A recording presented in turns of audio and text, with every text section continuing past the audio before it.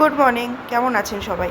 আজকে শনিবার, ছেলের খেলতে যাওয়া, তাই তাকে আর ডাকতে হয়নি। ভোরবেলা সে নিজেই উঠে গেছে, উঠে নিজেই রেডি হয়ে নিল। আসলে এখন তো আর খেলার জায়গা বাচ্চারা সেরকম পায় না, এই ছোটো ছোটো জিনিসগুলোই তাদের আনন্দের বিষয়। তারপর তো কত কথা, তার শেষ আর হয় না কথা। যাই হোক, ওরা চলে যাওয়ার পরে আমি কিছু মালপত্র এনেছিলাম, সেগুলো একটু গুছিয়ে টুছিয়ে নিলাম, নিয়ে চলে গেলাম কফি নিয়ে বারান্দায়। আমাদের বারান্দার সামনে একটা পুকুর আছে, পুকুরের মধ্যে না মাছ কিলবিল করে, আর ওইদিকে পাখির ডাক। ভোরবেলাটা যে এত অপূর্ব লাগে, কি বলবো আপনাদের।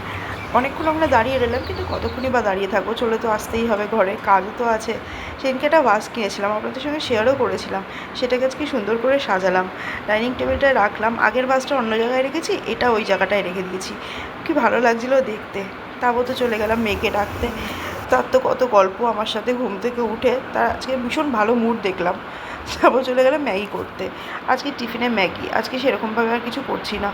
লাঞ্চেও যে আজকে খুব বেশি কিছু করেছি তা না, একটু লোটে মাছ করেছি, অনেক দিন ধরে খাবো খাবো ভাবছিলাম। আর করেছি ডিম সিদ্ধ, কারণ ছেলেটা লোটে মাছটা আবার খুব একটা খেতে চায় না। আজকে এই দুটো জিনিস দিয়েই আমাদের লাঞ্চ সারতে হয়েছে। যেহেতু শনিবার, তাই চলে এসেছি রান্নাঘরে বিকেলবেলা কিছু বানাতে। কী বানাবো সেটা তোমাদের সাথে অবশ্যই শেয়ার করবো। চলো শুরু করি।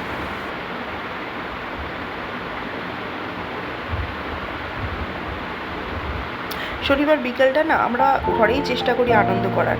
হ্যাঁ, বেরোই না যে তা না, বেরোইও, তবে ঘরে বেশ নিজেদের মতন কিছু বানিয়ে নিই, করে আড্ডা মারি বা মুভি দেখি, ওটাই আমাদের ভালো লাগে। আমার মেয়ে কিন্তু আমাকে খুব হেল্প করে এইসব দিকে, রান্নাবান্নাগুলোতে। ওর হাতের রান্না ভীষণ সুন্দর, ওইটুকুনি পুচকি কিন্তু দারুণ রান্না করে।